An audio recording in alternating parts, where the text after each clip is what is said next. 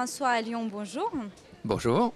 Vous êtes président des Dantros, coach des dirigeants, expert d'association Progrès du Management et auteur du livre Manager en toutes lettres.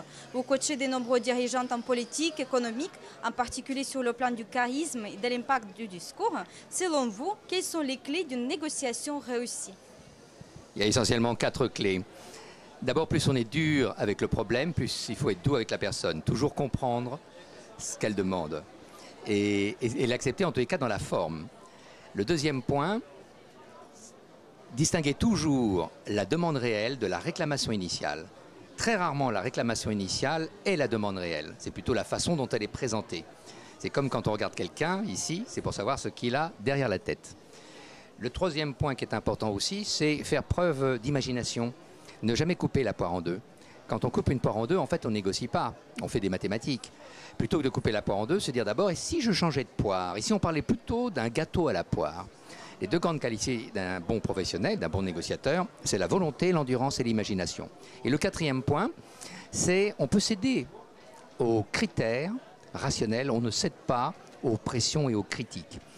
En général, quand on essaye de négocier, on commence par verrouiller d'ailleurs des règles du jeu objectives de la négociation.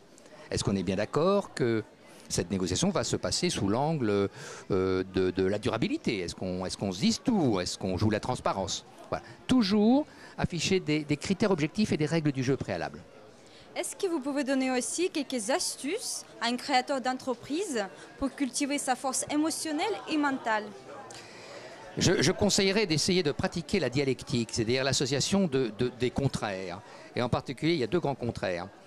Le premier, sur sa force émotionnelle, c'est d'accepter de lâcher prise, d'avoir une espèce de vulnérabilité.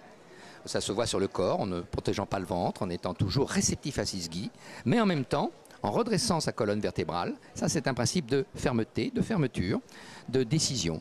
Donc on appelle ça yin devant, yang derrière. J'accepte l'événement et je ne me presse pas pour ensuite l'endiguer. Et puis la deuxième dialectique, c'est entre ciel et terre. Plus je m'autorise une ambition de grand projet, une certaine force d'élévation, plus je mets pied à terre, plus je suis humble dans les moyens, frugal même dans les moyens, plus j'ai une ambition. Hein? Shakespeare disait, au nom du ciel, asseyons-nous toujours à terre. Eh bien, François Lyon, merci beaucoup pour vos conseils très pratiques. Je rappelle que vous êtes président des Dantros, oui, coach des dirigeants, expert APM et auteur de Manager en toutes lettres. Merci. Merci beaucoup, bon salon et à bientôt.